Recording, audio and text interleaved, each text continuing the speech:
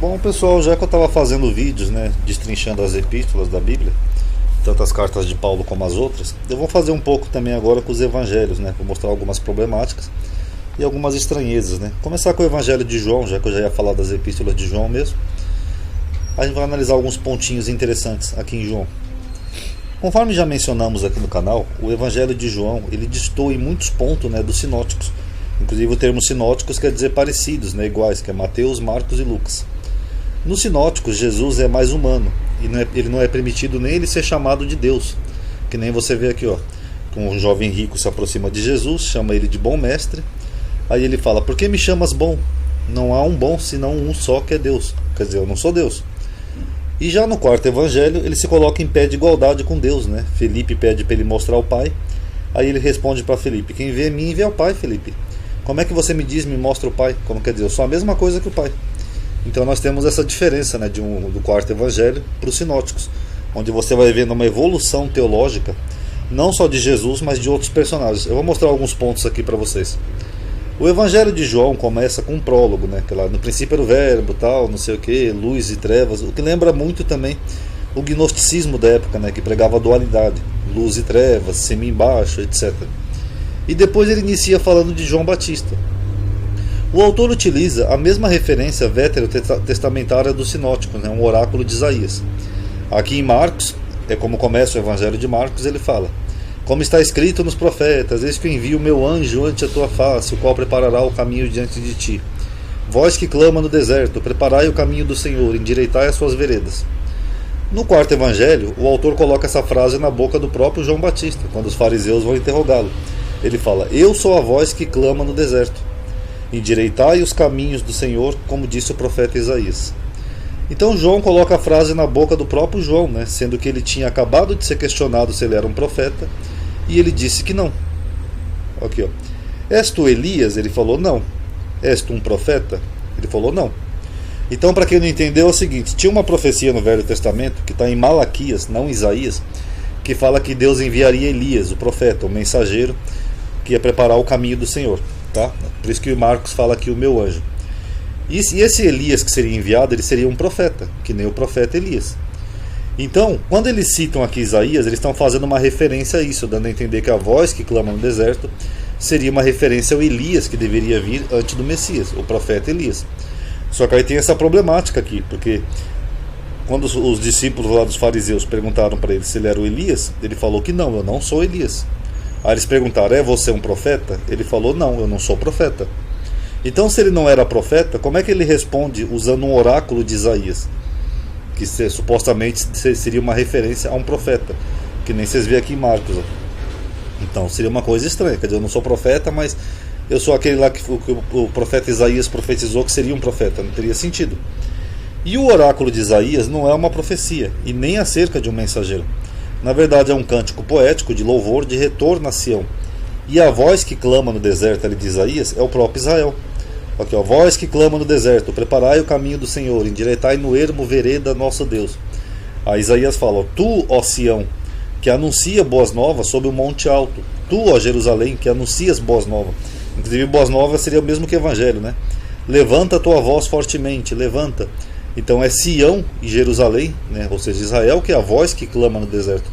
Israel fica numa região árida, uma região desértica, ali no Oriente Médio, e é Israel que ia clamar aos povos, que Deus estava com eles. É basicamente isso que Isaías está falando. Então é curioso, que aqui em João ele coloca isso aqui na boca do próprio João, como se ele estivesse dizendo isso. Então será que João não conhecia o livro de Isaías? Então fica aí para reflexão. E João também diz que não conhecia Jesus, duas vezes, mas o próprio Deus revelou ele quem era. Eu não conhecia, quer dizer, então eu não sabia quem era Jesus. Mas para que ele fosse manifestado a Israel, vim eu, por isso batizando com água. E João testificou dizendo: eu vi o Espírito descer do céu como pomba e repousar sobre ele. E eu não o conhecia, mas o que me mandou batizar com água, esse me disse: aquele que vê o Espírito Santo repousar, esse é o Cristo. Tá. Só que nós temos dois problemas aqui nessa narrativa de João. Primeiro, o autor não situa o batismo de Jesus. E ele fala que João disse isso daqui assim que ele viu Jesus. Ele vê Jesus e fala: este é o Cordeiro de Deus que tira os pecados do mundo. Eu não conhecia ele. mas eu vi o céu descer com pomba, tal, não sei o que, o Espírito. Ué, se ele não conhecia ele, como é que ele viu então tudo isso daqui acontecer? Se ele está acabando de ver Jesus pela primeira vez, segundo João. Fica meio estranho. Segundo, o autor desconhece o parentesco que, segundo Lucas, havia entre João e Jesus. Porque, segundo Lucas, João e Jesus eram primos, né?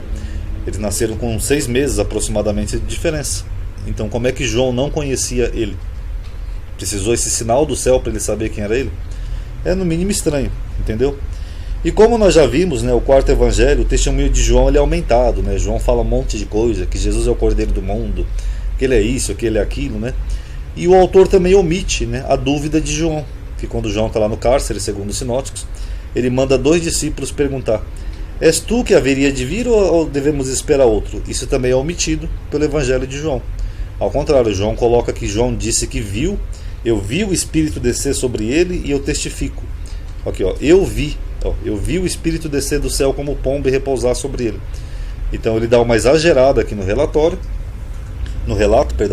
e omite que João teve dúvida. Então a narrativa de João ela é mais exagerada. João dá a entender que Jesus morava ali, onde João batizava. Ele fala assim, ó, no dia seguinte, depois desse encontro de Jesus com João, João estava ali outra vez. Ali onde ele estava batizando. Então grave essa informação. João estava ali onde ele estava batizando outra vez, no mesmo lugar. E 2 de seus discípulos, vendo passar Jesus, disse, ó, eis aqui o Cordeiro de Deus.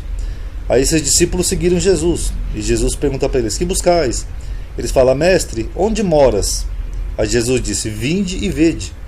Aí esses 2 discípulos foram com Jesus e viram onde ele morava. E ficaram com ele aquele dia.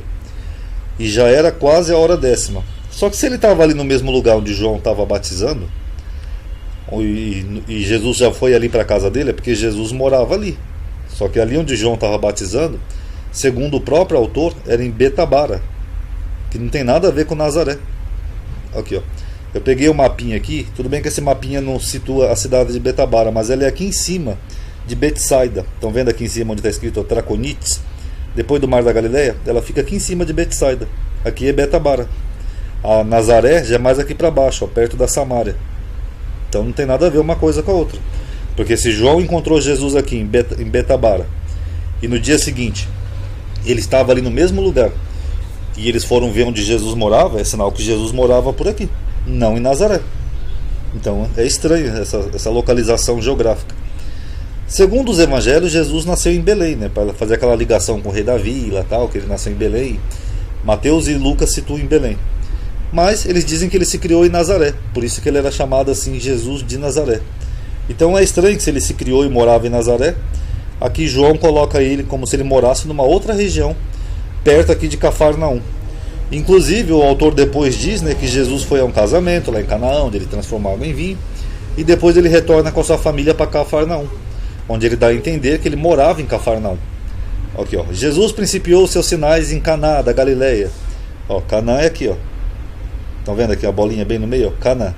E Nazaré é aqui embaixo. Só que aí quando Jesus transforma água em vinho aqui em Caná, ele não vai para Nazaré, segundo João. Ele vai para Cafarnaum com a sua família, aqui perto de Betabara, perto de Betsaida, que é para o outro lado, dando a entender que ele morava ali. Aqui, ó. E manifestou a sua glória, e seus discípulos creram nele.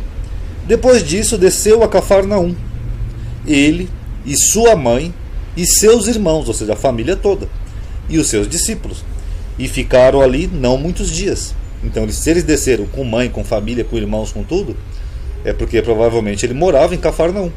Porque se ele estava aqui em Canaã, para ele ir para a casa dele em Nazaré, era só ele descer aqui, ó, sentido Samária. Mas não é o que ele faz, ele vai aqui, sobe, sentido Mar da Galileia, aqui, sentido Cafarnaum. O que seria mais possível dessa localização aqui de onde ele encontrou com João, seria mais sentido se ele morasse aqui mesmo, porque aí faria mais sentido o texto, né? Vem, eu vou mostrar onde eu moro. Aí era só ele vir aqui e pronto, já estava em casa. Agora, se ele fosse de Nazaré, ele ia ter que dar toda essa volta e descer aqui embaixo para chegar em Nazaré. Ia ser mais de um dia, provavelmente, de caminhada. Tá bom, pessoal? Depois eu continuo mostrando os outros pontos, tá? Quem não está na playlist ainda entra, que eu vou começar a destrinchar assim os evangelhos, trechinho por trechinho, capítulo por capítulo, para mostrar algumas coisas interessantes, tá bom? Paz a todos.